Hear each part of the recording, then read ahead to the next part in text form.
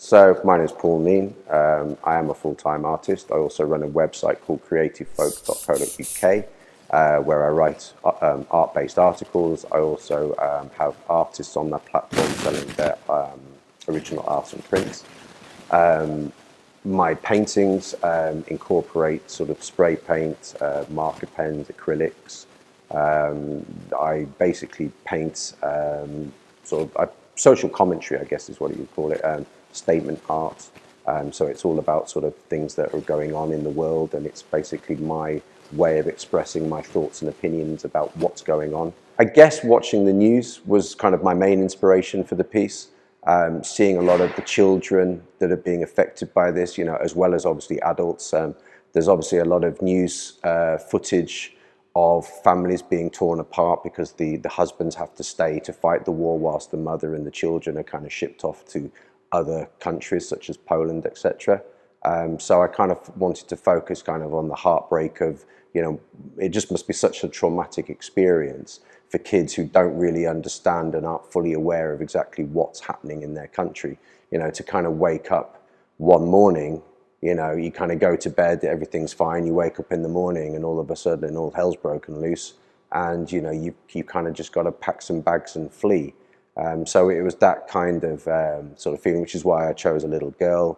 I don't know why I chose a balloon in all honesty, but it's kind of associated with kids holding balloons and things. And it's just that sort of symbolic thing of the balloon kind of slipping out of a hand and disappearing. So there's a guy, a street artist based in Stamford called Korp, and he runs these things every year called Korpfest, which is basically a paint jam or a paint festival. Most of the time they've been done at his studios in Peterborough, and this year he's basically decided to kind of take it on tour. So the first one he did in Stamford, which was 2 weeks ago, and basically he sent me a message asking me if I wanted to get involved. I said absolutely, it sounds amazing. Had no idea what it was that I was going to do. So obviously around that sort of time that he got in touch with me, the news broke obviously about the whole Ukraine situation, etc., etc.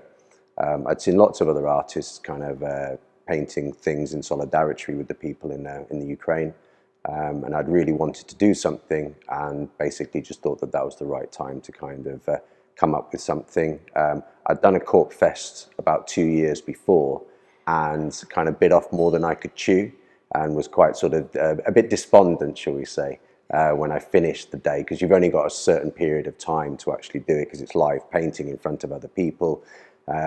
So I kind of chose something relatively simple that I knew that I could get done in the allocated time. The original piece that I did at Korpfest is the 8-foot by 4-foot board. That was used, so in order to, as I said before, because of the time factor with this, it started at 11 o'clock in the morning and finished at around 4. So we've only got 5 hours to actually to start and finish the piece. So what I wanted to do is actually create some stencils. So I created a quick stencil of a balloon. I created a quick stencil of the girl. Used spray paint for that. I used spray paint to kind of create bullet hole effects in the actual board. And then on top of that, I then started to use acrylic paint and marker pens to kind of add in all the detail and kind of just sort of keep going with it until I was happy with it.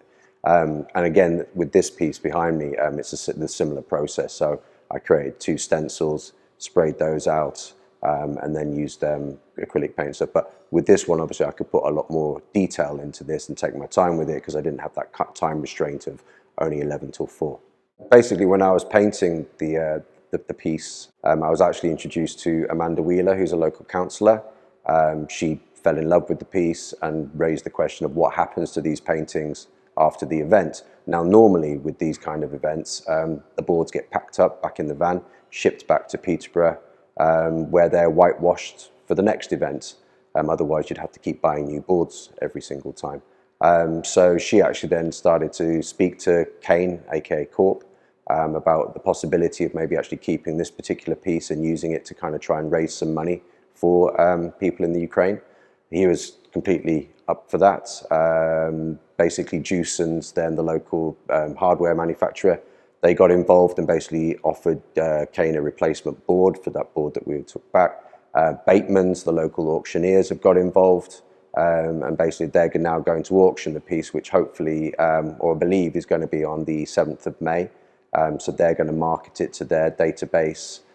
Local press has got involved. So it's become a real kind of Stamford community type thing, which is, you know, for me, it's just amazing. So, I mean, as I say, you know, when I first painted it, I never expected that, you know, the knock-on effect of doing that would end up result in an auction fundraiser.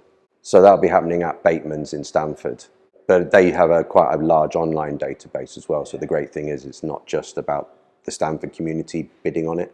I hope that it will obviously encourage some people outside of Stamford to actually bid on the pieces as well, which is why I also created this second piece. This was never an intention of mine, but it kind of occurred to me that not everyone's got the space for an 8-foot by 4-foot board in their house. So I thought I would do a smaller one, which, you know, is a bit more manageable.